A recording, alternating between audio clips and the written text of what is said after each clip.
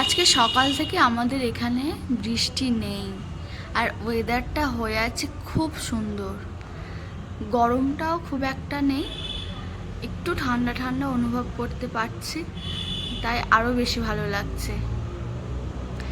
আজকে তোমাদের কোথায় বা কাদের কাদের ওখানে বৃষ্টি হয়েছে সেটা আমাকে একটু জানিও, হ্যাঁ। আর আমাদের এখানে কিন্তু সকাল থেকে বৃষ্টি হয়নি, ওয়েদারটা দারুণ।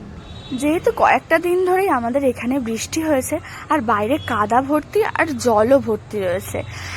আর কিছুক্ষণ দাদুর সাথে বাইরে গিয়েছিল, কিন্তু কাদা মেখে ভূত হয়ে এসছে, তাই বললাম যে চলো উপরে ছাদে গিয়ে খেলবো। অনেকদিন পরে ছাদে এলাম, বেশ ভালোও লাগছে।